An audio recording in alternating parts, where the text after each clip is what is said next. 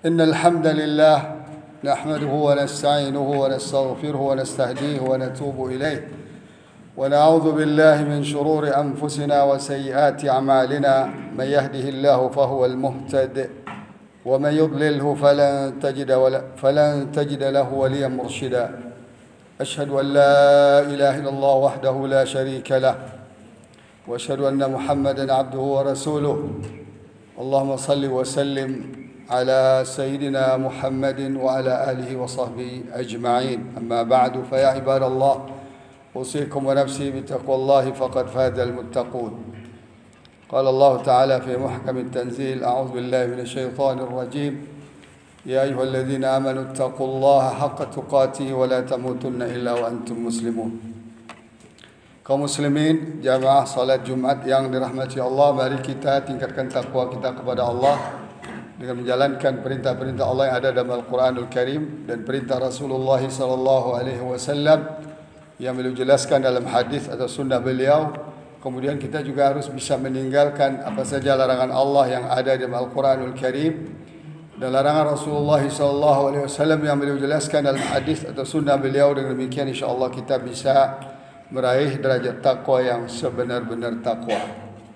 Salawat dan salam kita bacakan untuk Nabi kita Muhammad sallallahu alaihi wasallam, Rasulullah terakhir, tidak ada nabi atau rasul setelah beliau. Beliau adalah teladan hidup kita untuk meraih kesuksesan dunia dan akhirat. Allahumma salli ala Muhammadin wa ala alihi wa sahbihi ajma'in. Kaum muslimin rahimakumullah, kita menyaksikan apa yang terjadi di negeri kita hari ini yang sebagian besarnya selama ini ditutup-tutupi. Tapi semakin hari semakin diperlihatkan oleh Allah Subhanahu wa taala hakikat yang terjadi di dalam negeri kita ini sendiri.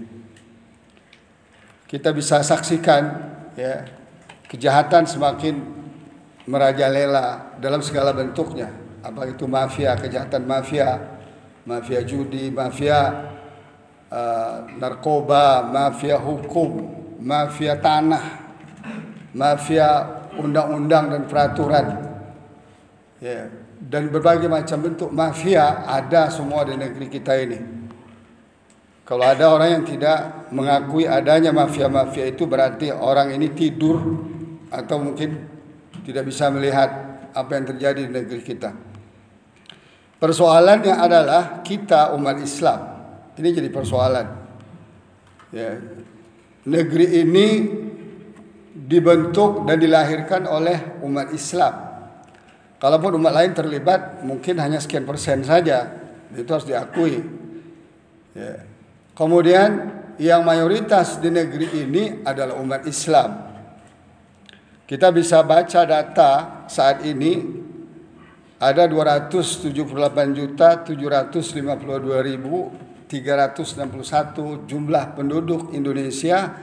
82,9%-nya adalah 82,89% adalah Muslim. Ini berdasarkan data akhir-akhir ini. Itu ada sekitar 231.060.000 orang kita orang Islam di negeri ini. Dan kita punya agama Islam. Agama yang diakui oleh Allah Ta'ala satu-satunya agama yang benar dan agama yang Allah terima. Ini mau manusia percaya tidak, mau terima atau tidak, nggak ada masalah bagi kita. Karena ini pengakuan Allah, bukan pengakuan kita. Allah katakan inna dina indallahil Islam. Agama di sisi Allah yang diakui adalah Islam. Ayat lain juga menjelaskan wa may yabtaghiril islami dinan falyuqbala min wa fil akhirati minal khasirin. Siapapun yang mencari agama sebagai the way of life selain dari Islam tidak akan diterima Allah, di akhirat masuk neraka. Terserahlah orang, yang penting kita, keyakinan kita. Ya. Kemudian agama kita agama yang diridai Allah Ta'ala. Wa raditu lakumul islama dina. Saya ridha Islam sebagai agama kalian. Dan seterusnya. Islam rahmatil alamin, Islam itu semua manusia, Islam agama keadilan, Islam agama persamaan, hak antara warga negara, tidak membedakan antara agama dan sebagainya. Tapi Islam anti kezaliman, anti penjajahan, Islam anti mafia-mafia. Karena tidak ada mafia itu yang baik. Nggak ada mafia itu yang baik. Kata mafia itu negatif dalam segala hal. Ya. Itu yang dilakukan oleh dunia hari ini. Ada mafia kesehatan, mafia penyakit, mafia virus. Semua ada hari ini. Dalam Islam semua tidak bisa ada. Wabil khusus di dalam komunitas Muslim. Jika satu negeri itu umat Islamnya mayoritas seperti Indonesia ini, nggak boleh ada. Kalau itu ada, berarti negeri ini bermasalah. Yang rugi bukan hanya kita umat Islam mayoritas, tapi semua umat manusia akan rugi. Karena kita boleh adu-adu, ya, boleh kita buktikan, ya, baik secara teori nilai-nilai Islam maupun secara prakteknya selama 12 abad. Boleh kita baca sejarah seluruh umat manusia di dunia ini sejak zaman Nabi Nuh alaihissalam sampai hari ini. Cobalah buktikan, ketika suatu negeri yang mendominasi adalah kezaliman, ketika satu negeri yang mendominasi adalah mafia dan segala macamnya, pasti umat manusia semuanya sengsara, kecuali elit segelintir yang berkuasa. Di zaman Nabi dahulu dijelaskan oleh Allah Subhanahu wa taala dengan detail dalam Al-Qur'an. Zaman Nabi Nuh, zaman Nabi Hud, zaman Nabi Saleh, zaman Nabi Lut, zaman Nabi Ibrahim, bahkan zaman Nabi Musa, detail-detail ceritakan bagaimana mafia Firaun merajalela segelintir orang elit, kolaborasi antara penguasa dan pengusaha dan tukang-tukang sihir atau dengan para ilmuwan. Itu akan terjadi mafia-mafia. Ketika terjadi penolakan pada ajaran-ajaran para nabi, ketika itu terjadi mafia-mafia. Sekarang coba kita lihat di Indonesia, negeri kita yang kita cintai, yang dibebaskan dari penjajahan Belanda dan Jepang oleh orang tua kita, dan dengan niat dulu menerapkan syariat Islam untuk pemeluknya, dan itu dihapus dengan cara licik oleh orang-orang tertentu, oleh kelompok kecil tertentu. Bagaimana 7 kata Piagam Jakarta itu tidak bisa diterapkan sehingga mafia ini subur. Sebab kalau diterapkan 7 kata ini, wajib menerapkan syariat Islam bagi penganutnya, yaitu umat Islam, nggak akan ada mafia itu. Karena kita mayoritas. Nggak akan ada kejahatan, kezaliman. Nggak akan ada penangkapan para ulama itu, penembakan para umat Islam yang dibiarkan begitu saja, kezaliman. Seperti di kilometer 50 itu nggak akan ada. Nggak akan ada rekayasa-rekayasa penangkapan Habib Rizik, ustaz-ustaz kita yang lain. Nggak akan ada. Karena mayoritasnya Muslim. Nah, oleh karena itu kaum muslimin rahimahullah, apa yang terjadi sebenarnya di negeri kita ini? Yang terjadi adalah kezaliman-kezaliman. Negeri ini dikuasai oleh mafia-mafia, baik asing-asing maupun lokal, bekerjasama dengan asing dan asing. Ketika Islam disingkirkan dari kehidupan, ketika Islam disingkirkan dari kehidupan, kejahatannya akan subur. Oleh karena itu mereka selalu mengatakan, oh Islam itu tidak ada politik, Islam itu tidak ada negara, Islam itu tidak ada ekonomi, Islam itu tidak ada sosial, Islam itu hanya ya di ruang sempit seperti ini, di masjid-masjid, di musala-musala, di majlis taklim. Itu selalu yang mereka tekankan sampai hari ini, atau apa yang kita sebut dengan Islam sekuler. Islam yang memisahkan antara akhlak dengan ekonomi, antara akhlak dengan politik, antara akidah dengan ekonomi, antara akidah dengan politik, antara memisahkan antara dunia dengan akhirat, memisahkan antara masjid dengan pasar, dengan istana, dipisahkan dengan parlemen, sehingga semua jadi mafia. Parlemen jadi mafia, istana jadi mafia, institusi-institusi jadi mafia yang seharusnya bertugas untuk menegakkan kebenaran dan keadilan. Dan itu yang kita tidak pernah lihat hari ini sebagai umat Islam. Sudah 77 tahun kita merdeka. Kita boleh pelajari zaman Orde Baru, zaman Orde Lama, 29 tahun atau 26 tahun. Kita boleh pelajari Orde Baru yang kita sempat hidup di zamannya 32 tahun. Dan setelah Orde Baru hancur, sampai hari ini kita hidup di dalam, boleh kita lihat mana kebenaran dan keadilan itu, khususnya bagi umat Islam. Oleh karena itu kaum muslimin rahimakumullah, sekarang saatnya untuk kita bangkit. Setiap kita berkewajiban, bukan lagi fardu kifayah, tapi fardu ain untuk mengembalikan Islam dalam kehidupan kita. Kenapa? Pertama, enggak sah Islam kita kalau Islam hanya di masjid saja. Kalau Islam hanya di majlis ta'lim saja, enggak sah. Karena Islam itu the way of life.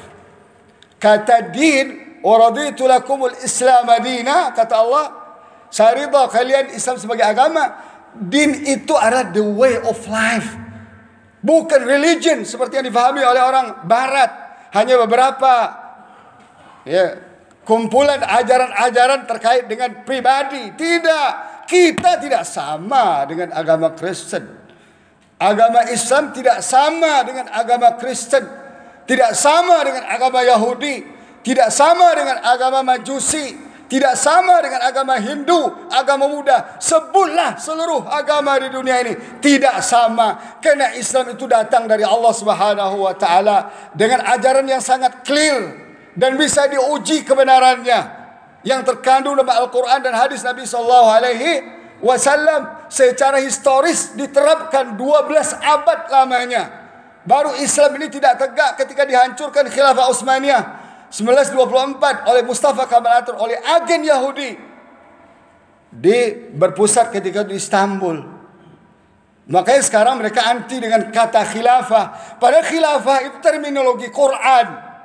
Khilafah itu terminologi Rasulullah sallallahu alaihi wasallam, dan khilafah itu diterapkan sepanjang sejarah umat Islam. Bukan milik Hizbut Tahrir khilafah itu.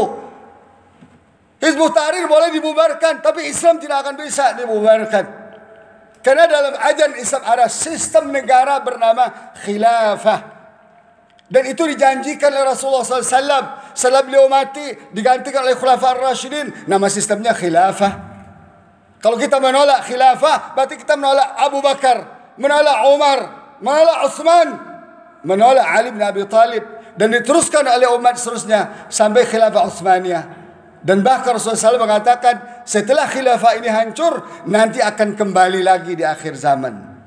Akan kembali lagi. Kenapa? Manusia di dunia ini sudah muak dan bosan dan frustrasi dengan sistem-sistem yang ada.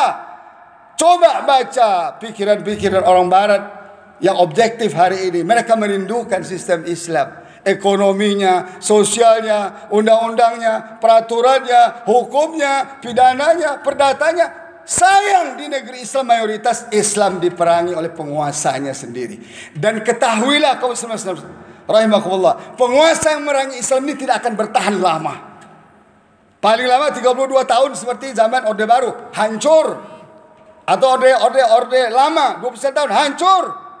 Sekarang sudah berapa puluh tahun. Nah, oleh karena itu kaum muslimin rahimakumullah, sekarang saatnya kita kembalikan Islam sebagai the way of life dalam hidup kita. Kita mulai dengan diri kita sendiri. Jangan kita mau ditipu oleh mereka bahwa Islam itu hanya sholat saja, puasa saja, zakat saja, haji saja. Enggak. Islam mencakup semua aspek kehidupan. Mari kita pelajari Al-Quran. Mari kita pelajari hadis Nabi SAW. Mari kita pelajari sejarah umat Islam yang hampir 15 abad ini. Islam adalah solusi kehidupan. Ketika Islam ini disingkirkan, siapapun masyarakatnya, apapun namanya, walaupun muslim mayoritas, akan menderita. Akan tidak diberkahi Allah. Akan tidak ditunjuki jalan-jalan keluar dari segala problem yang dihadapi. Allah jelaskan jelas dalam Al-Quran. وَمَنْ أَعْرَضَ عَنْ ذِكْرِي فَإِنَّ لَهُ مَعِيشَةً ضَنْكًا. Siapa yang menjauh dari Quran, dari Al-Quran, dari Islam, dari petunjuk Rasulullah SAW, kata Allah, dia akan mengalami kehidupan yang serba problem, serba sulit. Negeri kaya tapi kita miskin. Kita miskin mayoritas, harus diakui. Negeri kita dibangun dan didirikan oleh tokoh-tokoh besar kita, ulama-ulama kita, orang tua kita, tapi kita tidak bisa berperan secara maksimal. Diambil alih oleh orang-orang kelompok sekuler, kelompok nasionalis, dan seterusnya. Kita mayoritas tapi dipinggirkan. 82,89% itu tidak sedikit. 231 juta jiwa kaum muslimin. Di mana posisi kita hari ini? Bahkan untuk mengajarkan Islam yang benar saja, Islam yang komplit di dalam masjid itu pun dilarang. Tidak boleh. Saya mengalami banyak larangan-larangan itu sejak zaman Orde Baru sampai hari ini. Karena mengajarkan Islam yang hak, Islam perlawanan atas segala macam kezaliman, Islam kemerdekaan atas semua umat manusia, apalagi umat Islam. Karena Islam itu datang untuk memerdekakan kita dari mempertuhankan makhluk-makhluk siapapun namanya kepada mempertuhankan Allah saja. Islam itu merdekakan kita dari kejahatan-kejahatan sistem kepada kebenaran keadilan Islam. Dan Islam itu merdekakan kita dari kesempitan dunia kepada kelapangan dunia dan akhirat. Ini yang harus kita sadari kaum muslimin rahimahullah. Kalau kita tidak memahami Islam dalam konteks seperti itu, kita akan jadi budak terus di negeri kita. Kita akan jadi hamba sahaya di kampung halaman kita. Kita akan menjadi kuli di negeri kita yang kaya raya ini. Dan kita akan mewariskan kegelapan sejarah kepada anak cucu kita, yang bukannya mereka mendoakan kita, jangan-jangan nanti mereka melaknati kita setelah kita meninggal dunia dan masukkan ke dalam kubur. Oleh karena itu kaum muslimin rahimakumullah, saya menghimbau diri saya sendiri dan jamaah sekalian semua dan umat Islam di Indonesia, sadarlah, satu-satunya solusi untuk menyelesaikan problem negeri ini adalah dengan mengembalikan Islam sebagai the way of life. Soal perdebatan kita bisa layani selama dengan ilmiah, selama tidak dengan kekerasan. Kita siap melayani, membuktikan bahwa Islam the way of life. Kita siap membuktikan secara ilmiah, dan kita siap membuktikan secara sejarah. Jadi tidak ada alasan lagi kita untuk mengembalikan Islam ke dalam kehidupan kita. Dimulai dari pribadi kita kembangkan ke keluarga kita, kemudian ke masyarakat kita, umat kita, dan semua institusi yang ada di negeri ini. Kalau tidak mau mengambil Islam sebagai the way of life, kayak apapun hebatnya akan Allah hancurkan. Kenapa? Karena ketika itu kita berperang dengan Allah Subhanahu wa taala. Ketika kita singkirkan Islam dari kehidupan, ketika kita pahami Islam di luar dari pemahaman yang Allah inginkan, Rasul inginkan, ingatlah kita sedang berperang dengan Allah, sedang berperang dengan Rasulullah SAW, yang akan kalah pasti kita. Seperti kita lihat 77 tahun sudah kita merdeka, umat ini selalu kalah lagi, dan kalah lagi. Kuncinya ada seperti Allah katakan, in tansurul ladzina amanu in tansurullaha yansurkum wa yutsabbit aqdamakum. Wahai orang-orang beriman, jika kamu menolong agama Allah, artinya terapkan agama Allah dalam dirimu, dalam keluargamu, masyarakatmu, negerimu, negaramu, Allah akan tolong kamu. Allah akan kuatkan posisimu di negeri itu. Kalau tidak, Allah akan hinakan kamu. Sebagaimana juga yang disabdakan Nabi sallallahu alaihi wasallam, innallaha yarfa'u bihadzal kitabi aqwaman wa yada'u bihi akharin. Allah akan menghancurkan, menghinakan kaum siapapun mereka, hatta turun Nabi sallallahu alaihi wasallam, yang menjauhkan Al-Quran, Islam dari the way of life-nya. Dan Allah akan muliakan kaum siapapun mereka yang berpegang teguh dengan Al-Quran, dan akan hinakan kaum siapapun mereka kendati dari keturunan Nabi sallallahu alaihi wasallam sendiri, kalau mereka menjauhi Al-Quran, apalagi memerangi Al-Quran.